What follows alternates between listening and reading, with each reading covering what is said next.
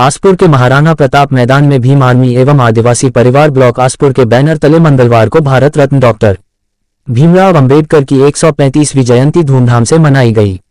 कार्यक्रम से पूर्व विशाल रैली निकाली गई, जिसमें सैकड़ों की तादाद में बाइक सवार शामिल हुए। भव्य सभा का आयोजन महाराणा प्रताप खेल मैदान में आयोजित हुआ। कार्यक्रम के पूर्व अंबेडकर की तस्वीर पर माल्यार्पण कर दीप प्रज्वलन किया। बाद अतिथियों द्वारा अपने अपने उद्बोधनों से संबोधित किया। इस अवसर पर वक्ताओं ने डॉक्टर अंबेडकर के जीवन, संघर्ष और उनके योगदान पर प्रकाश डाला।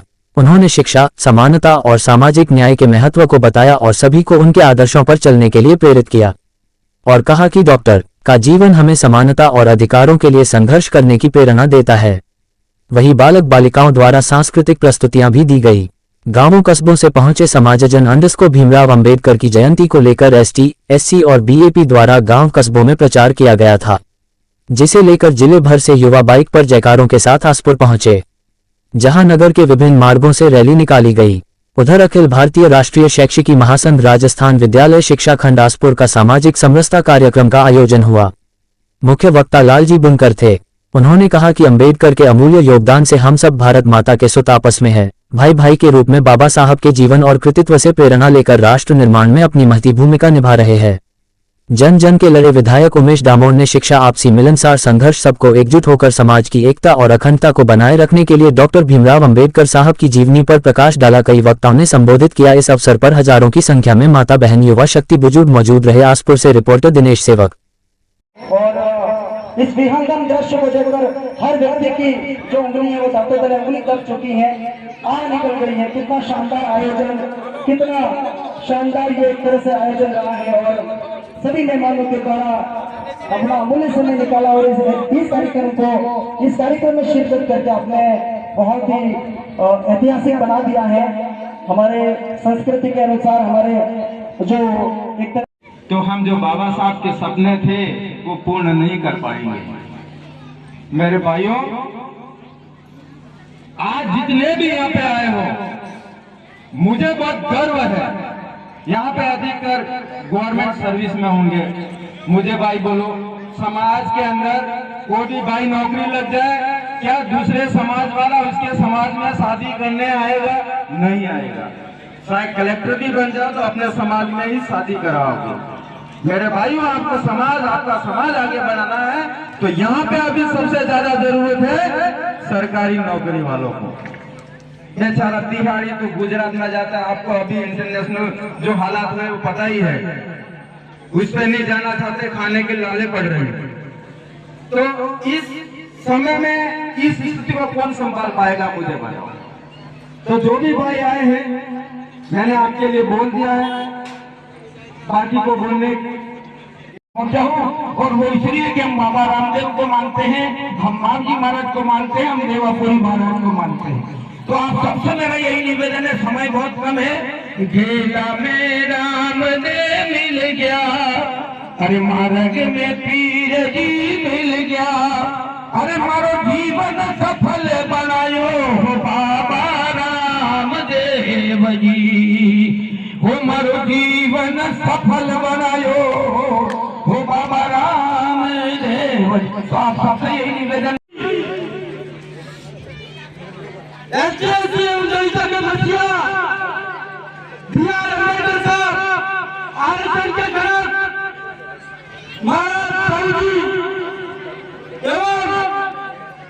महात्मा ज्योतिबा फुले शिक्षा की देवी माता सावित्रीबाई फुले एवं सावित्रीबाई फुले के साथ कंधे से कंधा मिलाकर चलने वाली मुस्लिम समाज में जन्मी फातिमा शेख पर नमन एवं कालीबाई एवं आदिवासी के जनक बिरसा मुंडा को नमन करते हुए आज हम सभी इस आसपुर महाराणा प्रताप के खेल मैदान में एकत्रित हुए हैं भीमराव अंबेडकर साहब की जन्म जयंती को मनाने के लिए। यहाँ डूंगरपुर के दूर दराज से पधारे बुजुर्ग वडील एवं मेरी माता बहनों को आज अंबेडकर जयंती के इस पावन पर्व पर हार्दिक शुभकामनाएं।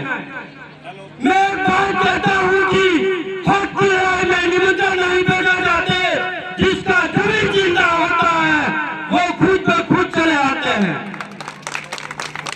मेरे सम्मानित साथियों, बाबा साहब ने कहा था कि शिक्षा वासर जी का दूध है, जो पिएगा वो दहाड़ेगा। मेरे सम्मानित साथियों, हमने शिक्षा तो ग्रहण कर ली, पर हमने दहाड़ने का काम नहीं किया। मेरे सम्मानित साथियों एवं मेरे समाज के लोगों, आपके सामने बाबा साहब की वो तस्वीर निकली है। उस तस्वीर में बाबा साहब का एक हाथ अंगुली का जो निशान करते हुए इशारा है, वो कोई मामूली इशारा नहीं है। बाबा साहब कह रहे हैं कि उठो मेरे बहुजन समाज के लोगों, संसद पर कब्जा करो। मेरे बहुजन समाज के लोगों, बाबा साहब के हाथ में एक किताब है, वो कोई मामूली किताब नहीं है, वो भारत का संविधान है। बाबा साहब कह रहे हैं उठो, पढ़ो संविधान और अपने हक अधिकार को पहचानो। मेरे समाज के लोगों, जिस दिन आप अपने इस संविधान को पढ़कर अपने हक अधिकार को जान लोगे, पढ़ लोगे, उस दिन आपके अधिकारों का कोई हनन नहीं करेगा। मैं दावे के साथ कहता हूँ, मेरे मर जाएंगे, शहीद हो जाएंगे, लेकिन उनकी विचारों की लड़ाई उस वर्तमान समय में जो पीड़ित शोषित है उसको लड़नी है। अगर आप ऐसे ही इधर घूमते रहेंगे, किसी वक्ता की जो बात है उसको अनसुना कर देंगे, तो ये समाज कल भी पिछड़ा था, आज भी पिछड़ा है, आगे भी पिछड़ा रहेगा। ये सत्यता है। यहाँ खड़े होकर के मुझे कोई लच्छेदार भाषण, आपको उपाय, आपको कोई बड़ी बड़ी बातें नहीं करनी है। सच्चाई है, सच्चाई सुनेंगे। हम लोगों में खुद में हमारी योग्यता नहीं है, हमारी स्थिति के जिम्मेदार हम स्वयं हैं। ये इस मंच के माध्यम से कहना चाहता हूं मैं। बाबा साहब अम्बेडकर जैसा व्यक्ति जिसने समान मनुस्मृति को चलाया, मनुस्मृति संविधान है उन लोगों का, SC SC OBC के लिए कानून लिखे गए। क्या आप में हिम्मत है मनुस्मृति चलाने का? हम लोग वही काम कर रहे हैं जिसके लिए बाबा साहब अम्बेडकर हमारे पुरखे या तस्वीरों में आपके सामने मर गए, शहीद हो गए। लेकिन हम लोगों का पूजा पाठ मंदिरों से फुर्सत नहीं है। मेरे एक स्टेटस देखा, मैं बुरा नहीं मानना किसी बात का भाई, सच बोल रहा हूं। मैंने स्टेटस देखा, एक तरफ आपने बाबा साहब अम्बेडकर की जयंती के उपलक्ष्य में अपनी तस्वीर लगा करके, फोटो लगा कर सेट लगाया, और दूसरी तरफ आपने मंदिरों में पूजा करते हुए उनको धो देते हुए लगाए। तो बाबा साहब अम्बेडकर की जो विचारधारा थी, उनकी जो किताबें थी, उसको आप खड्डा खोद के फेंक दीजिए। अरे कम से कम पढ़िए तो सही उस इंसान को। वो कहने क्या चाहता था आपसे, वो कह के कर गया। उसने कभी कहा कि मंदिरों में जाओ, भगवान की पूजा करो।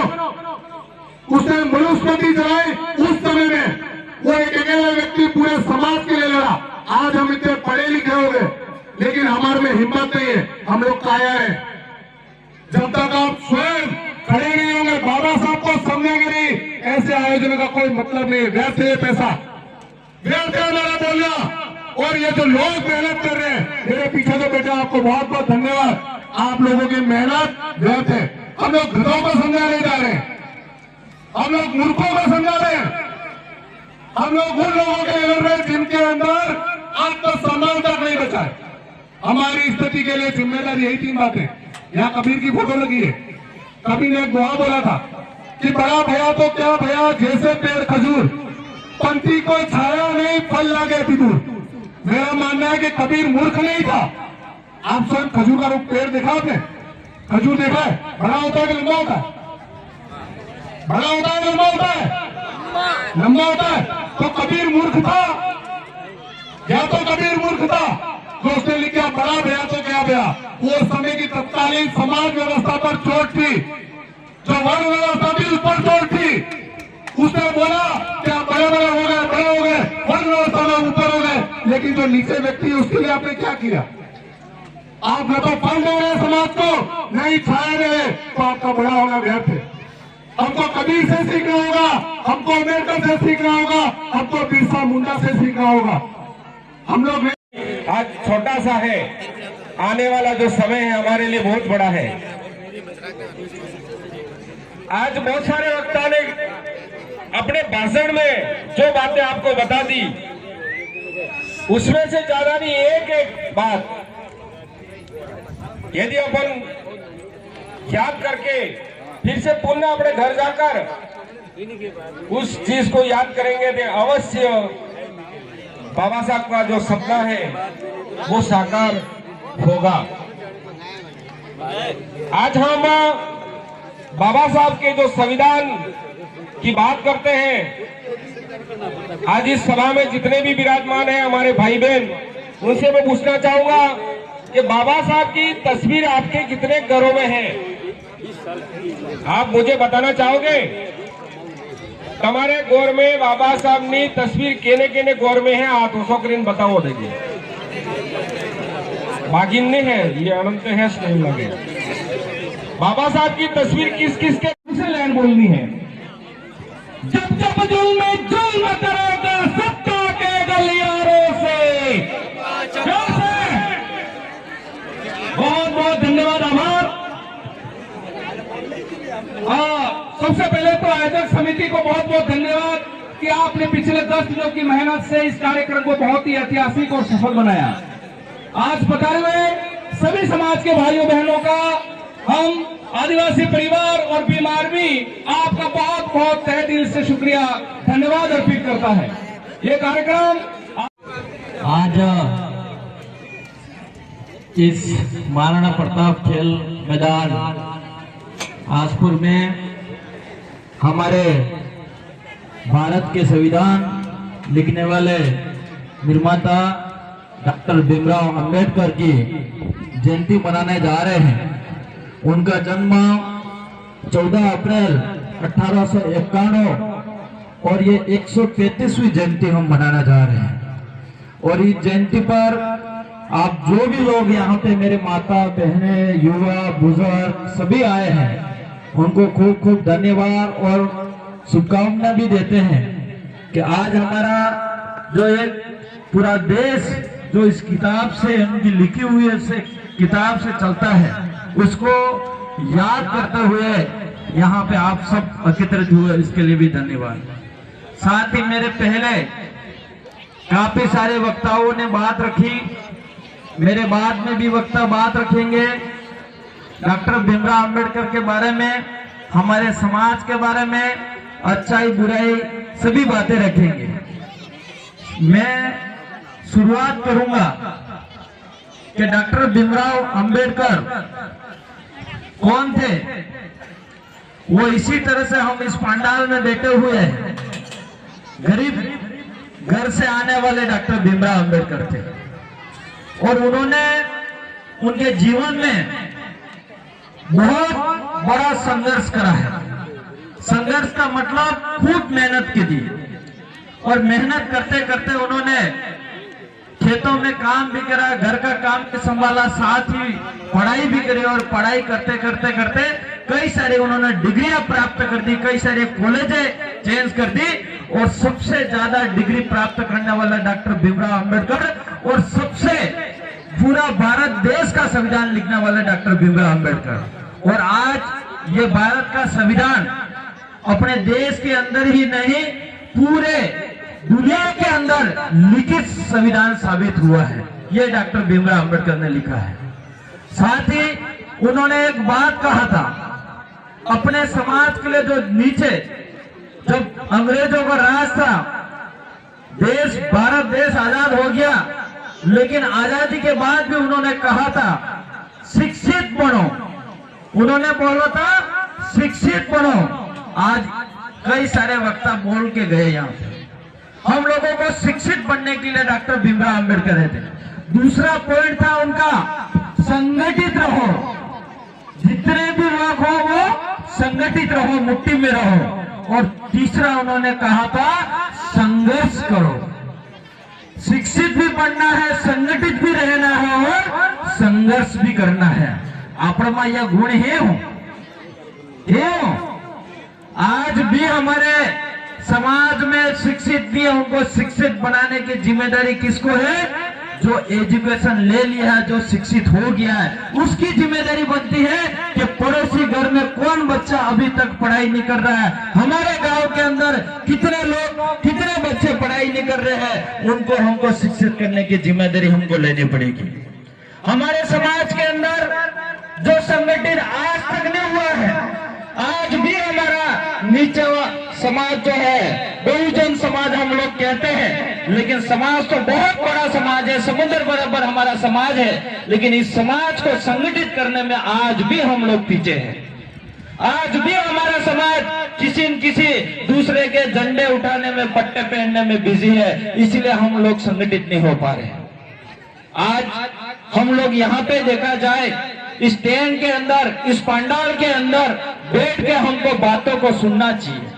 हमारे वरहाज जी कह रहे थे, काफी संघर्षालय बिछीवाड़ा के अंदर निःशुल्क कोचिंग कराते हैं, और उन्होंने कहा मैं एक शिक्षित हूँ, इसके बावजूद भी मैं कार्यक्रम स्टार्ट होता और लास्ट तक समाप्त नहीं होता तब तक मैं बैठा रहता हूँ। और आप लोग इन गुरु से भी ज्यादा शिक्षित हो ऐसा लगता है मुझे। हम लोगों को आज इस पंडाल में बैठे हुए लोग और जो नहीं सुन रहे हैं, ये इस महाराणा प्रताप के मैदान में बार बार ये डॉक्टर भीमराव अंबेडकर की जयंती नहीं मनाई जाएगी। आज एक छोटा सा उदाहरण बताना चाहूंगा। देश आजाद नहीं हुआ था, इससे पहले और बाद में हमारे समाज का इतिहास अलग है। हरिया कामटी से लड़ा समाज, गोफड़ों से लड़ा, कोई बंदूक से लड़ा, लेकिन आज की तारीख में गोफेन, बंदूक, हरिया कामटी से लड़ा नहीं जा सकता है, ज्ञान और कलम से लड़ा जाता है।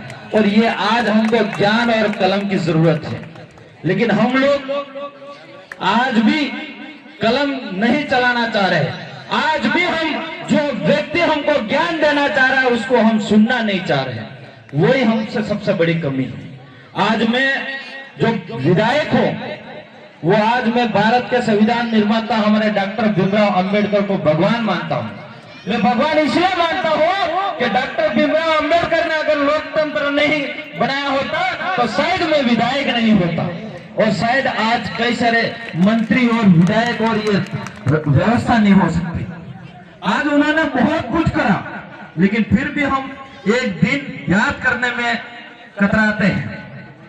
मैं 2 दिन पहले कुछ ग्रुपों में मैसेज देख रहा था कि कई लोग अलग अलग मांग कर रहे थे, हमें वो आरक्षण चाहिए, हमें वो सीट चाहिए, हमें वो चाहिए। अरे 365 में से एक दिन तो डॉक्टर भीमराव अंबेडकर के लिए छोड़ दो, दूसरे सभी दिन आपकी मांगो उन्होंने जो लिखा उसको मान सकते हो, उसको आज खुशियों से बनाना चाहिए। लेकिन एक डॉक्टर भीमराव अंबेडकर की जयंती बनाने के दिन ही हमें ये सब याद आता है क्या? आज आसपुर विधानसभा के अंदर कई सारा हमारे एसटी एससी के गांव है। हालांकि हम माफी चाहेंगे कि ये व्यवस्था थोड़ी कम समय में हमें करनी पड़ी। 2 दिन के अंदर हम एक्टिव हुए और ये इतनी सारी संख्या हम करने में सक्षम हुए। लेकिन यही काम अगर हमने 10 दिन 15 दिन पहले यही इस मैदान के अंदर करा होता तो शायद मैं समझता हूँ कि ये मैदान पूरी तरह से और टेंट लगे और ये पार्किंग की व्यवस्था शायद कम पड़ जाती, क्योंकि ये जिला स्तरीय कार्यक्रम है, बहुत बड़ा ऐतिहासिक कार्यक्रम होने जा रहा था हमारा। फिर भी यहाँ पे आप जितने भी आए हो वो कम नहीं हो। हमारे ये डॉक्टर भीमराव अंबेडकर के यहाँ पे जो इस मन से जो विचार रखे जा रहे हैं, वो विचार आपको गाँव गाँव तक पहुँचाने का काम करना पड़ेगा, फले फले तक पहुँचाने का काम करना पड़ेगा। अन्यथा आप यहाँ पे इस मन से सुन के जा रहे हो और फिर जाकर अगर अपने गांव में, फले में, परिवार में अगर डॉक्टर भीमराव अंबेडकर जी की बात नहीं रखोगे तो शायद मेरा ये मानना है कि यहाँ पे आकर अपना टाइम व्यर्थ कर रहे हो, ये समझता हूँ मैं। और अगली बार कभी जहां पे भी कार्यक्रम होगा तब आप लोग अपना प्रचार करके अपना एक दिन समय निकाल के आना चाहिए, क्योंकि इस बाबा साहब ने अपने लिए, इस समाज के लिए, पीड़ित शोषित समाज जो था उसके लिए पूरा जीवन दे दिया। और हम एक दिन नहीं दे सकते, पूरा जीवन उन्होंने दे दिया, उनका परिवार खो दिया उन्होंने, उनका पूरा का पूरा जीवन देने के बाद भी हम लोग उनके लिए एक दिन नहीं दे सकते हैं, तो फिर हम लोग डॉक्टर भीमराव अंबेडकर को याद करना भी बेकार है। साथ ही मैं बताना चाहूंगा कि हम लोग सब बड़ी बड़ी बात करते हैं, लेकिन मुझे ये बताओ कि डॉक्टर भीमराव अंबेडकर की कितने घरों में आपने तस्वीर लगाई है? हाथ करके बताओ, डॉक्टर भीमराव अंबेडकर का तस्वीरें कितने लगाई है? ठीक है, इसमें से 50% लोगों ने लगाया, लेकिन भारत का संविधान जो उन्होंने लिखा है, ये संविधान की बड़ी किताब किस चीज के घर में है? ये हाथ करके खड़ा करो। बहुत कम तस्वीर तो ठीक है हम ला के रख दी, लेकिन उनकी किताब नहीं रखा। और आज इस मैदान से हमको संकल्प लेके जाना है कि हम डॉक्टर भीमराव अंबेडकर के संविधान की जो किताब है, वो किताब हमारे घर में रखेंगे, चाहे वो किताब 500 रुपए की क्यों नहीं हो, चाहे वो किताब 1000 रुपए की क्यों नहीं हो, लेकिन इस किताब को लाके हमारे घर में रखेंगे।